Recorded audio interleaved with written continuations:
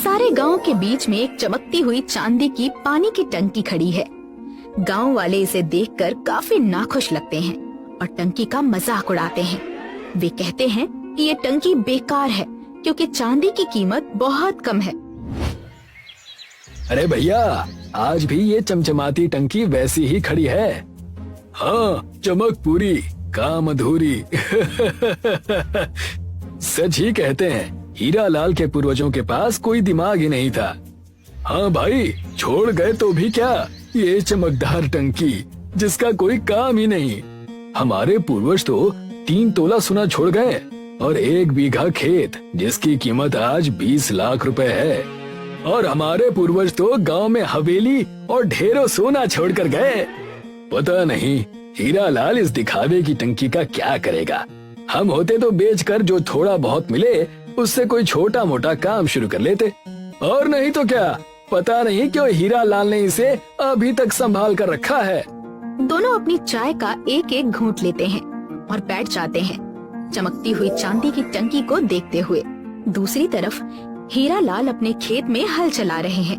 तभी एक बच्चा उनके पास आता है जिसे दूल्हे वाले के परिवार की खबर देने भेजा गया है। अरे हीरा चाचा, सुनिए। अरे बेटा, तुम क्या हुआ? ऐसे दौड़े क्यों चले आ रहे हो? अरे चाचा, जानकी चाची ने भेजा है। अच्छा, ऐसी क्या आफत आ गई जो उसने तुरंत अभी भेजा है? जानकी चाची कह रही थी कि दीदी को देखने लड़के वाले घंटे भर में आ रहे हैं। क्या सच? तब तो मुझे जल्दी करनी चाहिए। हाँ चाचा, चाची ने ये भी कहा कि आते वक्त बाजार से कुछ लड्डू मिठाई भी ले लेते हैं। ठीक है, तुम एक काम करो, घर जाकर चाची से कहो मैं बाजार से सामान लाता हूँ और वो सीमा बिटिया को तैयार करे।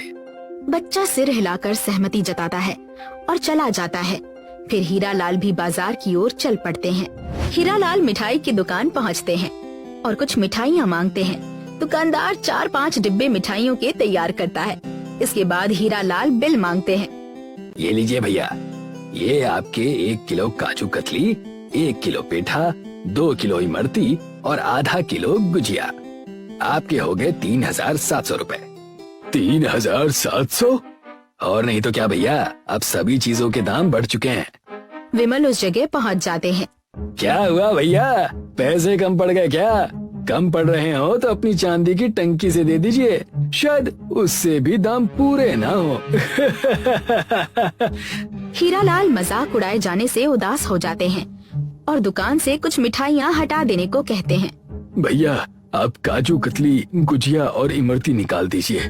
दुकानदार वही मिठाइयाँ हटा देता है जो हीरा लाल ने कही। लीजिए भैया, अब आपके हो गए 1400 रुपए। लीजिए भैया आपके पैसे, चलता हूँ। हीरा लाल मिठाइयाँ अपने थैले में रखकर निकल जाते हैं।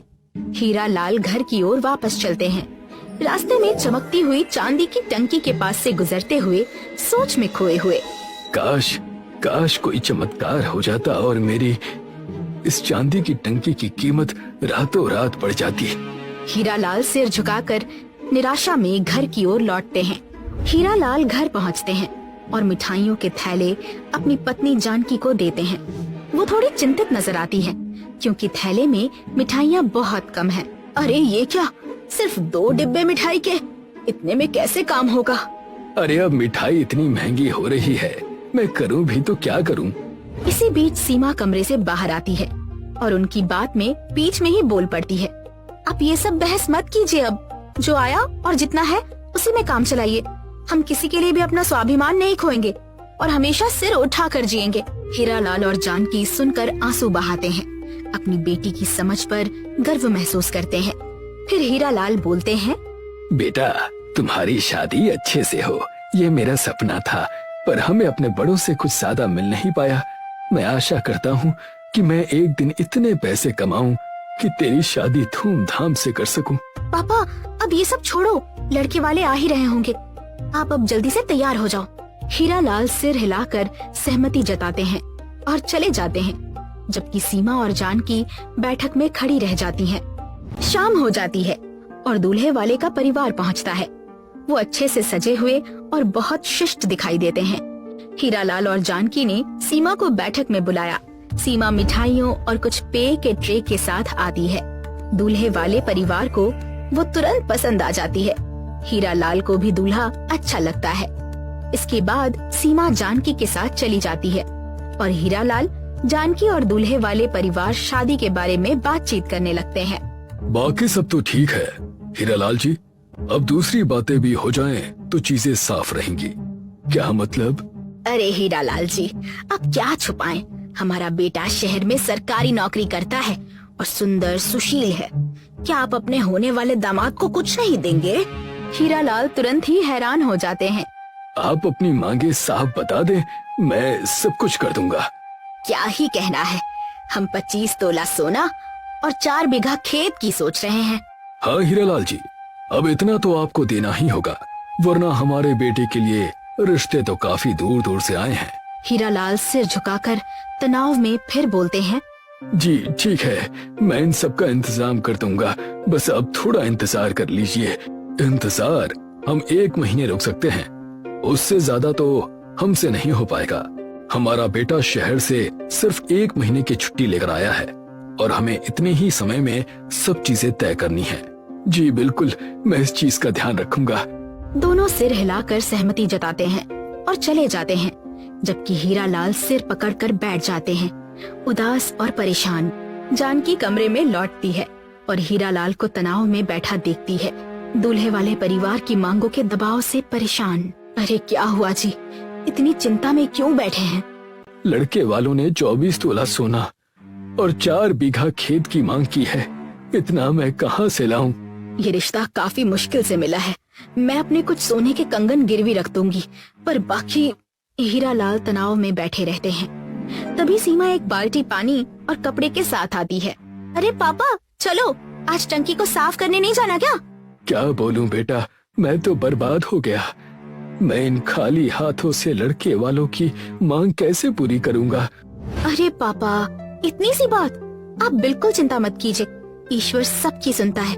चलो चलो, अब काम के लिए देरी हो रही है। हीरा लाल थोड़ी देर के लिए मुस्कुराते हैं और फिर सीमा के साथ जाते हैं। हीरा लाल और सीमा टंकी के पास पहुंचते हैं और ऊपर चढ़ जाते हैं। ऊपर पहुंचते ही वे टंकी की दीवारें साफ करना शुरू करते हैं। शाम का समय है और टंकी तेजी से चमक रही है, सूरज की रोशनी उसमें परिलक्षित हो रही है। पापा, गांव वाले तो इस टंकी को कबाड़ और फिजूल मानते हैं, पर पता नहीं क्यों मुझे ऐसा लगता है कि हमारी सारी तकदीर इसी से जुड़ी है। क्या पता बेटी, मुझे तो अब गांव वालों की बातें सच लगने लगी हैं।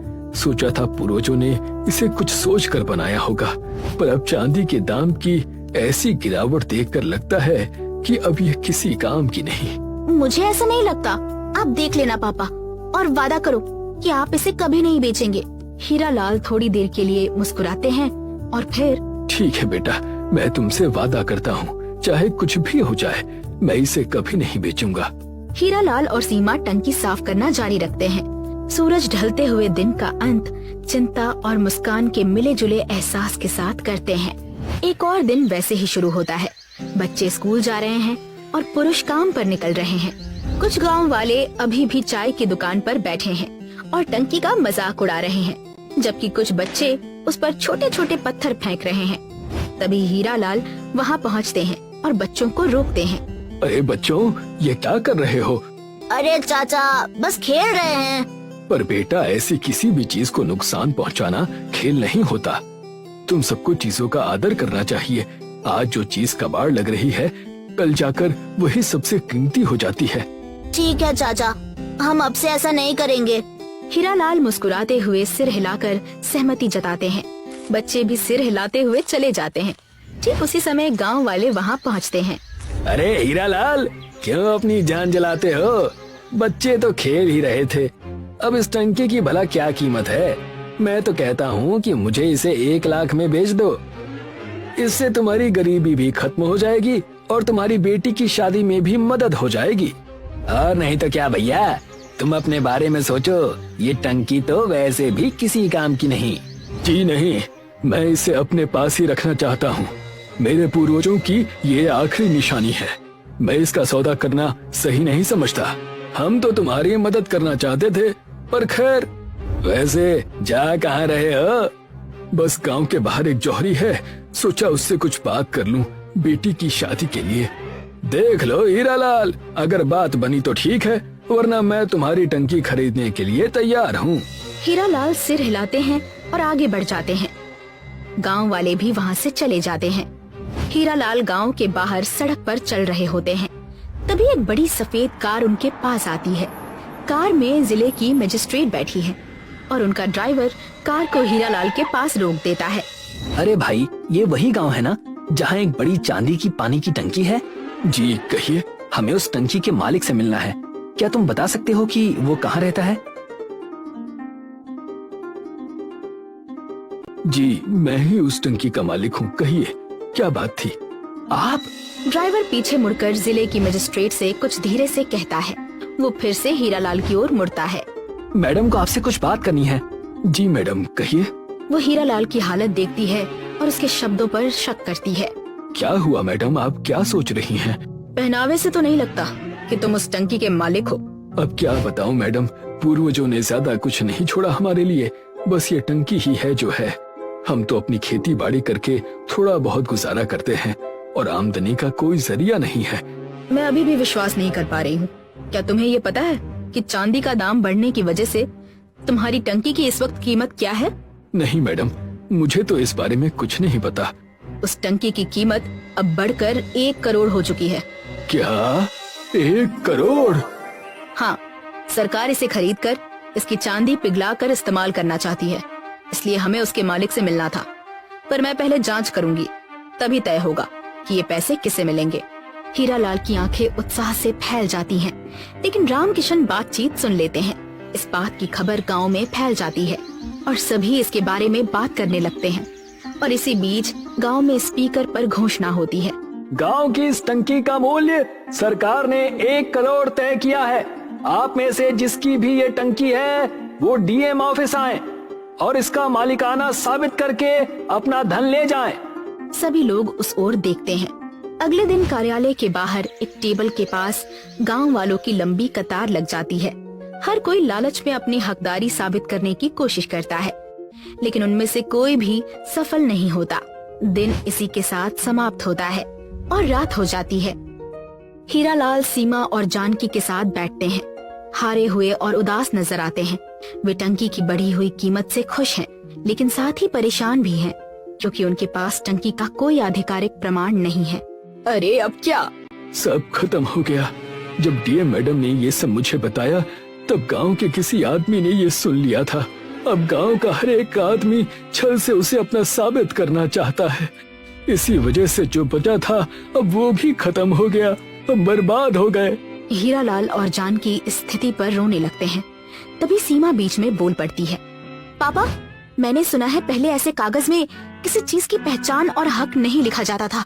वे लोग सामान पर ही नाम या सरनेम लिख देते थे ताकि उससे उसके मालिक की पुष्टि हो पाए। क्या पता हमारी चांदी की टंकी पर भी वैसा ही कुछ लिखा हो। ये तो मैंने सोचा ही नहीं। अगर ऐसा हुआ तो हम ये साबित कर पाएंगे कि वो टंकी हमारी ही है। बस हमें ये जानना होगा कि इस चीज का पता कैसे लगाया जाए। हीरालाल सिर हिलाकर सहमति जताते हैं।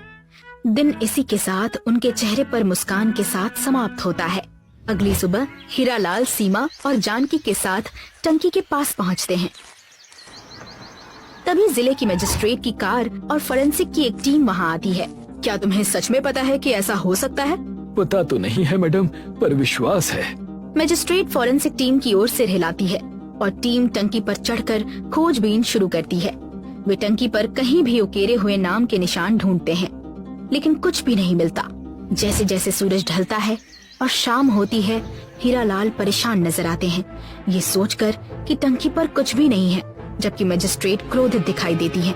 तभी फोरेंसिक टीम के एक सदस्य को ढलती हुई रोशनी में कुछ चमकता हुआ दिखता है।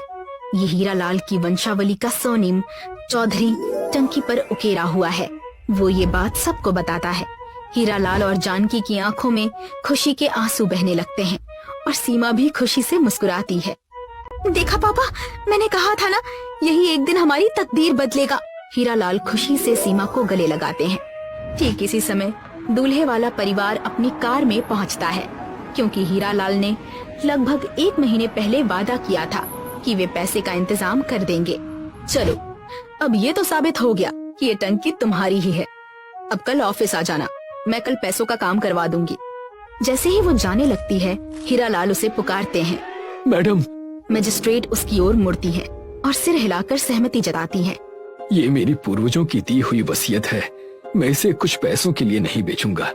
आज इसी से मेरे गांव का हर एक बच्चा पानी पीता है और हर एक औरत इसी की वजह से अपने घर साफ पानी पी पाती है। जी मैडम, चांदी में काफी अच्छी हेल्दी प्रॉपर्टीज होती हैं, जिससे इसमें रखे हुए पानी का सेवन करने से कई रोगों से छुटकारा मिलता है। मजिस्ट्रेट मुस्कुराती है और सिर हिलाकर सहमति जताती है। तो ठीक है हीरालाल जी, मैं इसे नहीं हटाऊंगी और सरकार से ये अपील भी करूंगी कि इसका भाड़ा आपको हर महीने मिले। हीरालाल मुस्कुराते हुए सहमति जताते हैं। मजिस्ट्रेट चली जाती हैं, उनकी सच्ची नीयत और बुद्धिमानी से प्रभावित होकर। इसके बाद दूल्हा आगे बढ़ता है। मैं भी कुछ कहना चाहता हूँ। सरकारी ऑफिसों में रहकर मैंने ये देखा है कि लोग काफी लालची होते हैं। हर कोई अपनी हैसियत से ज्यादा दिखने और होने की कोशिश में गैर कानूनी चीजें करता है। आपकी इस सरलता को देखकर मैंने ये सोचा है कि मैं सीमा से बिना किसी मांग के शादी करूंगा और उसका खर्च दोनों परिवार मिलकर उठाएंगे।